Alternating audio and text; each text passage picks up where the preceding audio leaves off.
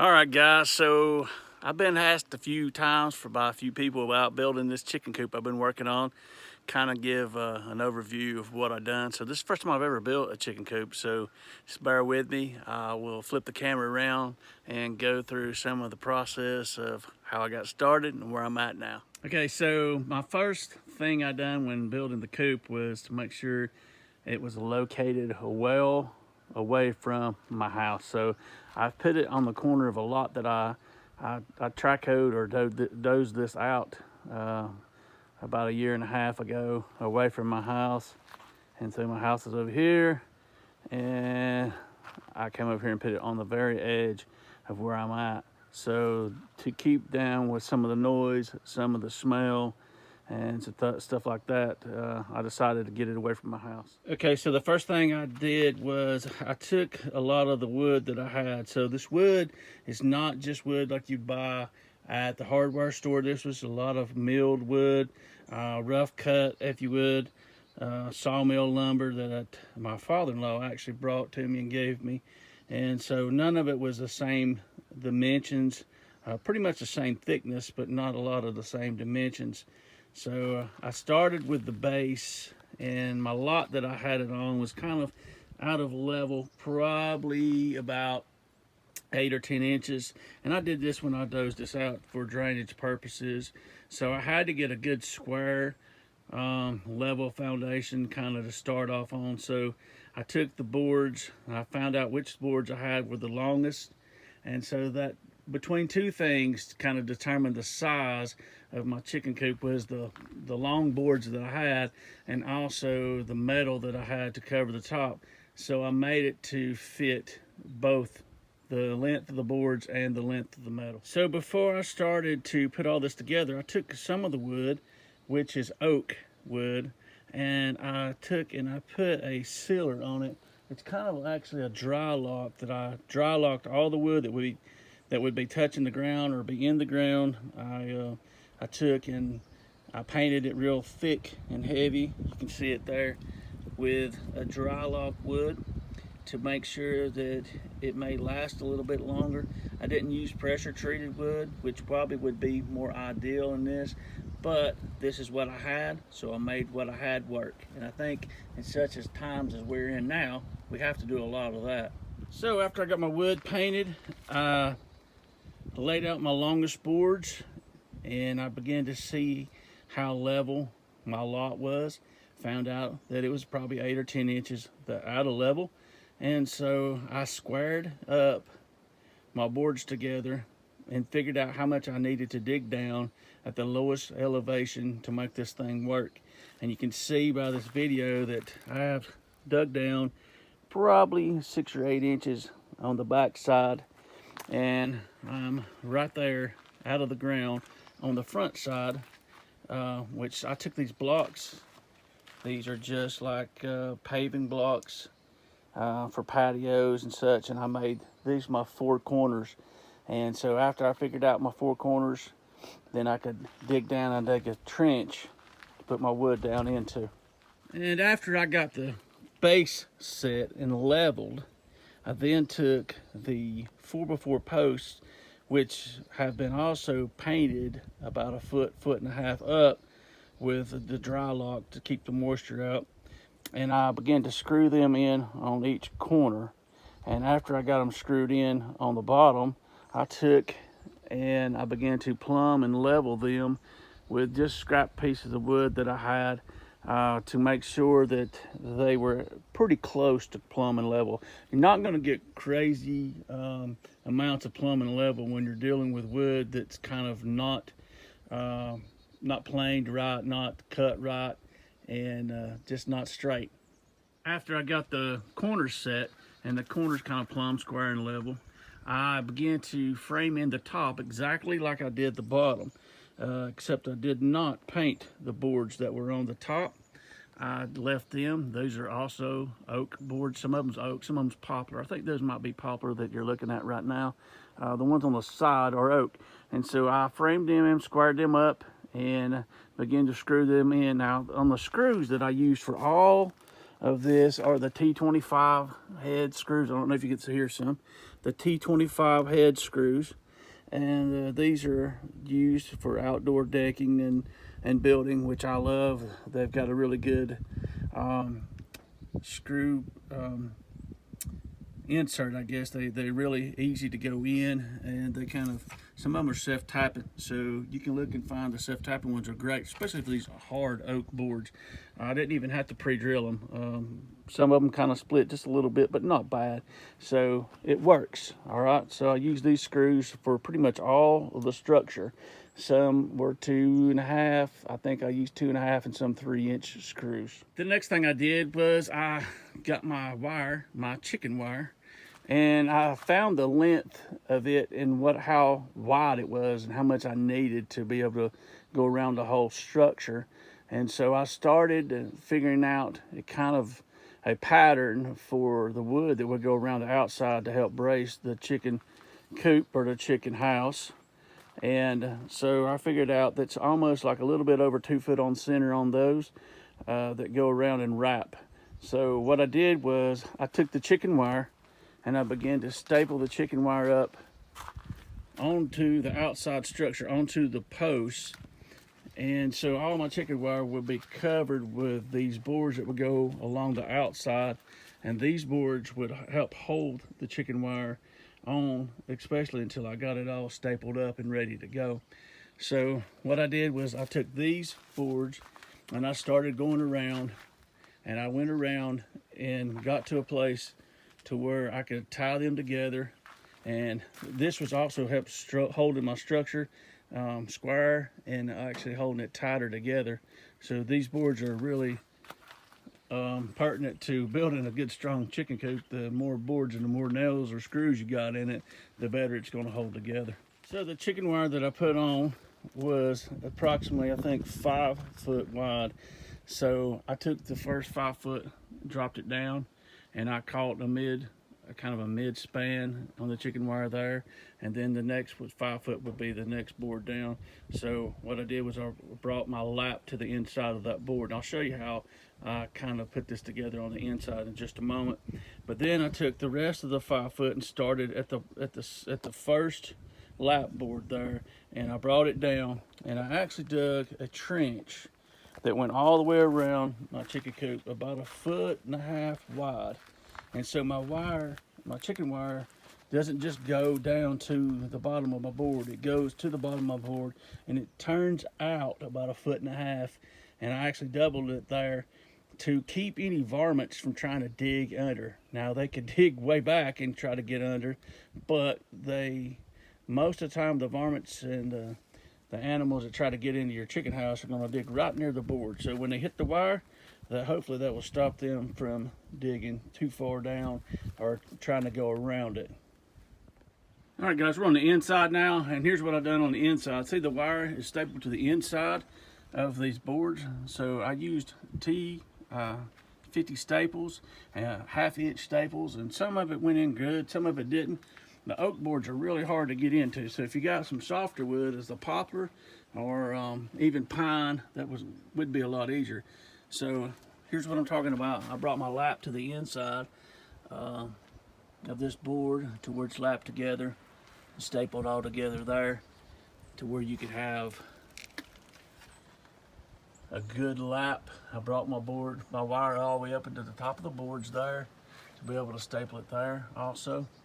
And also, while I was doing this, I was keeping my structure plumbing level again. I would plumb it and get it level or square to make sure it kind of held that way. So I left these boards on there and on the inside just to make sure, because I wanted a good sturdy chicken coop. Because what you got to remember is you don't have a whole lot of down pressure on a coop like this, but you have a whole lot of up pressure, upwind pressure. And what that would be is wind gets up under the metal and starts to lift up on it. So you want to hold it down instead of trying to keep it from falling down. You want to keep it from lifting up, especially on any kind of, not just chicken coops, but any kind of outbuilding that's kind of an open top shed. There'll be a lot of lift in these things. So you got to make sure you're holding it down. This is why I left some of the angle bracing on And I will leave it on because it's really sturdy.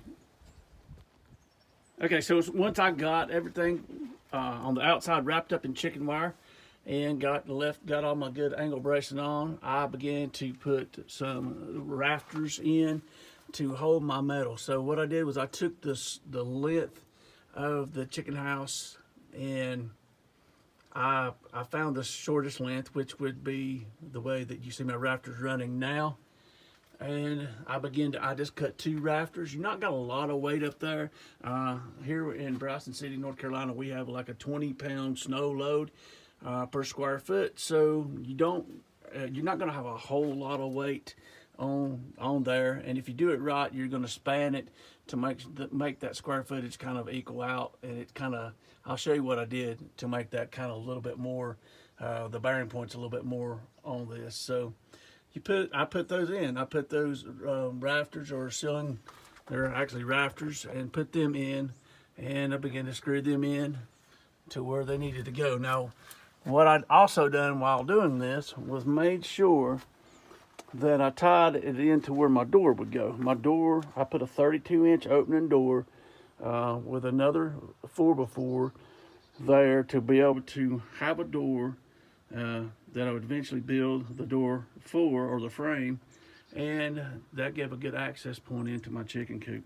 So since I took and spanned the roof with these roof trusses or roof rafters, I spanned them on the way that was kind of opposite of the way my metal would go. And 2 reasons I done this. One was to be able to tie things in together a little bit more, and also to be able to use the shortest distance for my roof rafters. And I used that. So what I did is I took this kind of lath, it's an inch board, and put it over the top of my rafters and screwed them in so I could run my metal. Now let's talk about the metal, because that's where I went next. Okay, so I used just regular house roofing metal. I think it's like 29 gauge. And when I ran my rafters on the top, I actually ran them at a slope. I've got about a 3.5 inch slope from the front to the back to make sure that all the water drains off. I screwed my metal in with roofing screws with rubber washers. And so far it's working really well. After I got everything wrapped in chicken wire, got everything braced off, got all my outside running boards on, my metal on the top of the roof, I then came in and started to frame out a inside chicken house, or a chicken coop on the inside of a chicken house. And so I made this thing, it's about 4 foot by 4 foot. It's not really humongous, but they don't take, chickens don't take up a lot of space when they're in there. So I'm going to show you a little bit more about the coop, because this is the place where they sleep. This is the place where they kind of relax. This is the place, hopefully, that they will lay their eggs. All right, here's the back of my chicken coop, and this is going into the nesting area, or the chicken house, or the hen house, I would say. And what I did here was I used an old air conditioning vent cover to be able to have access into my chicken coop. So here's the thing, when you're not buying all this stuff brand new, you use what you got. And so I used this to be able to have access. I'm going to show you the access on here real quick. This access is into the back of my chicken house, or my chicken coop. And the reason I done this was I want to be able to get in there, and I want to be able to clean this out, or clean this up, because it will be full of poop eventually. So this cover works very well. And what I'll do in the wintertime is I can cover these vent holes up just with a piece of plywood, or maybe a piece of insulation with a piece of plywood, and kind of keep it a little bit more cozy in there. So now I'm going to show you the inside. So here's the inside. I'm going to show you what I did, because it's pretty cool. I think it's cool. So the inside, here it is, the inside of this chicken coop. And you can see that what I used down here on the bottom was a piece of, like, it's almost like MDF board, but it's been coated or covered with a harder surface. It's very slick. And so what happens is you can be able to clean this off a lot easier than you could a porous surface, the worst stuff will get into it. And so here is my chicken nesting boxes that I built. I'm going to show you how I built these. It's pretty cool. I've got two here. I have a kind of a perch place here, and then I have two that are above that. So the chickens can come up here and sit and hang out, and then I'll put some nesting materials inside these boxes, and they'll be able to come and be able to lay eggs on the inside. So I just use plywood and some old rough cut boards to be able to frame this up. It doesn't have to be a crazy amount of sturdy, but it does have to be somewhat sturdy. And so here is the inside of the chicken house. Okay, so here's the outside of the nesting boxes. You may be able to recognize what these are. I took two old cabinets that I had and I turned them sideways. I cut the holes on the inside for the hens to be able to go into the nesting boxes, and I left these doors to the outside. And what happens is now you can come in and you can open up the door and you can get the eggs from the outside, which is the way most chicken coops are built.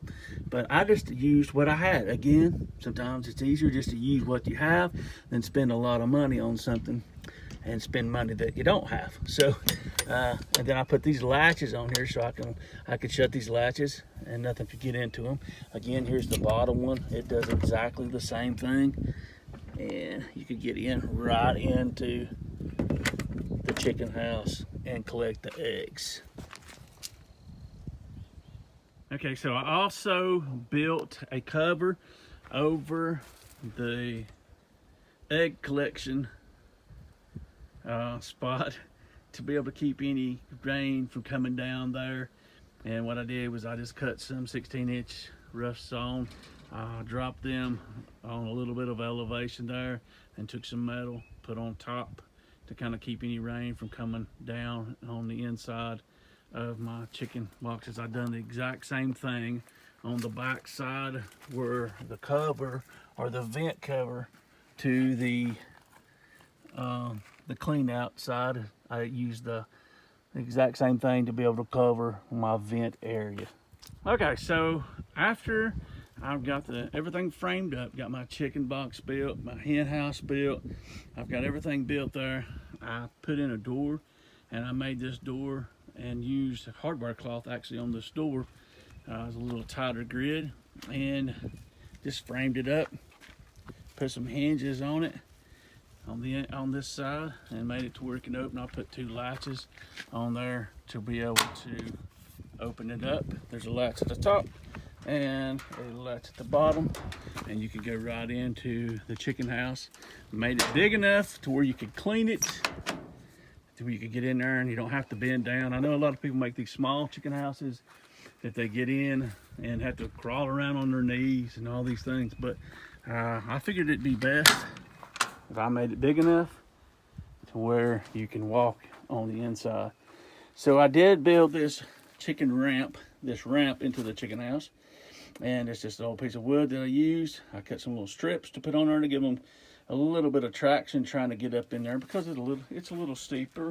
It's not too bad steep. It's probably, I don't know, 50 or 60 degree angle, but nonetheless, make it easier for them to get on the inside of the chicken coop. So guys, there is how I built this chicken coop. Again, it was my first one I've ever built, and it's not precision. It's not 100% square level on all these things, because why? Because chickens don't care. They does not bother them one bit if it's a little bit out of square, a little bit out of level. And another reason is that I use a lot of sawmill wood. I used wood that I had, or actually was given to me. And so you can see the size of my chicken coop. It's a pretty good chicken coop. I believe it's going to work. I've not got chickens yet, but eventually I'm going to get them here really soon. The only few things that I like to do is I've got to bury a little bit more wire around my door to keep any varmints from coming in. I've got to seal up a few spaces on the roof part just because I just feel like doing it. And what else I like? I've got to get a watering system in, and I've got to get a feed bucket in for my chickens. Now I hope to buy chickens that are already laying. I'm not going to raise chicks because it's a little bit more time consuming, and I don't have a whole lot of that right now. So I know even though I'm home all the time, there's all kinds of other things that I need to be doing also. So there it is. That's my chicken coop. If you got any questions, you can hit me up, but nonetheless, we'll have eggs soon.